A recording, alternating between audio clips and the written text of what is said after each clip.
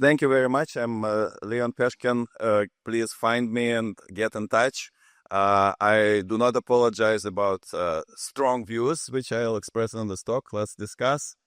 Uh, um, I dive right in.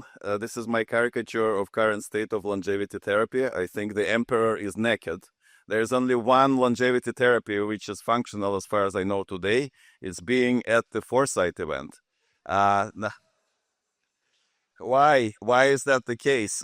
So this is Google Analytics for some of the terms, and those keep coming up and away. Resveratrol rolls right off the tongue, then it goes away, and there's rapamycin, resveromycin, and it will just keep happening like this, popping up and going away. So prediction is very hard, they say, particularly about the future, but this is one thing I can predict from the past. The wave pattern will continue to happen. Why is that? I think there's a disconnect between science and how scientists think about longevity and how entrepreneurs and industry takes this and carries it forward. Science, just by nature, is controversial enterprise. And just because you publish a paper, even if you publish a paper in Nature, it does not necessarily means it is cast in stone. Moreover, over recent decades, Nature has created many journals which have Nature in the name, like Nature Journal of Upper Nasal Cavity. And you always say, oh, we published in Nature. And so that's also different. So I'm just illustrating with one of a very popular concept, how much controversy is there. These are not my views. We're talking about senescent cells. There are hundreds of companies now trying to find senolytics to clear out senescent cells. It's not clear senescent cells even exist. So this is a major player in the field, Rich Miller, who runs intervention testing program for 20 years. He says, it looks like mass delusion to me that we need to clear out senescent cells. There is a very well-funded resource, Tabula muris senis, with single cells of aging mice. One thing does not jump out if you examine their data, which is assembled at high cost for many years. You do not find senescent cells anywhere among the millions and millions of cells they characterized. So I think we're in this mode where we expect a sage to analyze everything that there is in science, figure out the way to go, and we should all follow through and amplify this success. But that would be great. However, that's not where we are. We are still at the point where we should invest in exploration.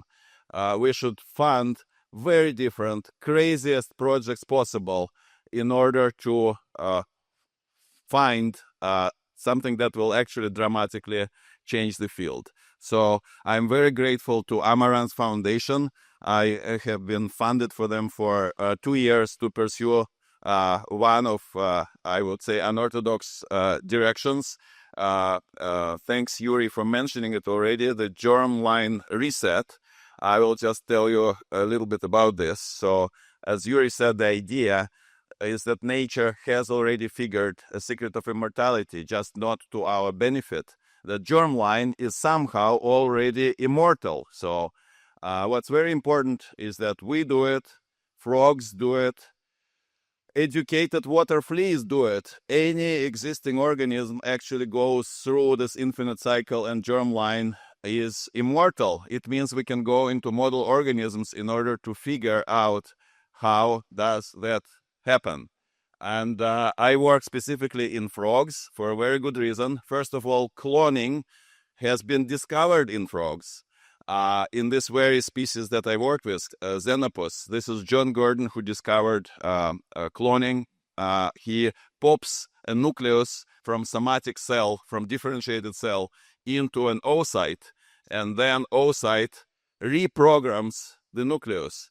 So I believe, and this is one illustration for drastic disagreement between scientists, I do not believe that epigenetic reprogramming is the way to go. I don't believe anything in the nucleus is the way to go. I think the magic is actually done by proteins in cytoplasm. Both are very interesting directions to pursue, but we should diversify.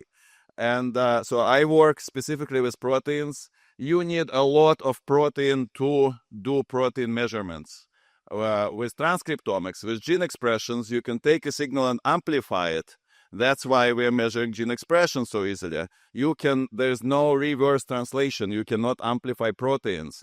So you cannot work with human or mouse or monkey oocytes. This work must be done with a huge oocyte, and you're looking at progressive stages of oocyte maturation until oocyte becomes fertilized. It's a 1 millimeter ball. It's caviar.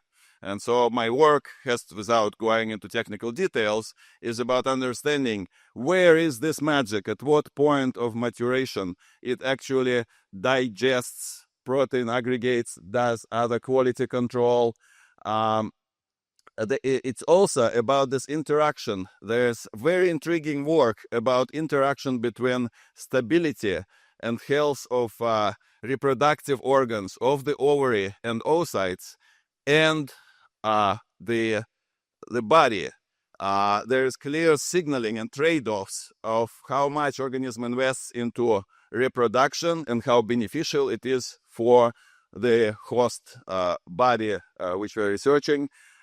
We have worked in collaboration with Vadim and Steve on where this fits into ground zero idea. We have some results from quantitative proteomics that we reported. At this point, I'm at the end of my second and last funded year, so I need support to continue. And this is a cartoon. I am the character and co-producer of animated movie about longevity research, which I hope will come out maybe in about a year. So this is me coming with a new therapy based on the program of rejuvenation in oocytes, hopefully in 5 years. Thank you. My question is your discussion of the transplantation of nuclei of old cells into the cytoplasm of young cells, carrying rejuvenation and reset along with it. That sounds similar to Thomas Seyfried's idea of cancer as a metabolic disease, where he transplanted nuclei of cancerous cells into healthy cells, and the cells became healthy again, even though they had the nucleus of the cancerous cell. Do you see that connection, and can you comment? Absolutely.